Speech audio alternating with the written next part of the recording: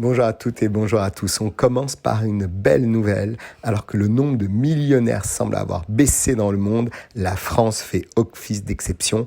En 2022, l'Hexagone a compté 25 millionnaires supplémentaires.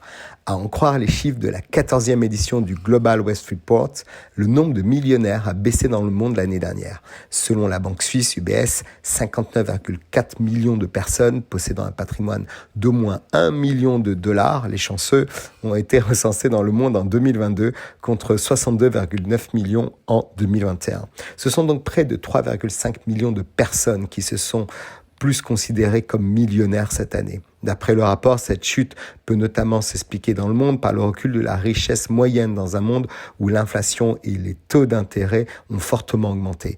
Mais si la tendance mondiale est à la baisse, la France réussit à garder la tête hors de l'eau. En effet, selon l'étude, l'Hexagone a même connu une augmentation de son nombre de millionnaires. La France est dans le top 3 des pays avec le plus de millionnaires. En 2022, la France compte un total de 2 821 000 personnes, donc forcément des gens autour de chez vous possédant une fortune supérieure à 1 million de dollars, soit 25 millionnaires de plus que l'an passé. Ainsi, l'Hexagone grimpe à la 3e place du classement des pays du monde comptant le plus de millionnaires. Pour la première fois, les Français passent devant le Japon, près de 3 millions de millionnaires, et son pays voisin, l'Allemagne, 2,6 millions. Néanmoins, la France reste encore loin du top 2, puisque les États-Unis ne totalisent pas moins que de 23 millions de millionnaires, et la Chine en dispose de plus de 6 millions. Dans le détail, la richesse moyenne par adulte en France se hissait à 312 230 dollars, soit à peu près 294 000 euros, ce qui est déjà une performance. Tandis que la richesse médiane par adulte s'élevait à 133 000 dollars, soit à peu près 122 000 euros. Pour rappel, ces chiffres sont issus d'un calcul entre le patrimoine net des ménages composé des actifs financiers et non financiers et de leurs dettes. Alors, quelle estimation pour les prochaines années ?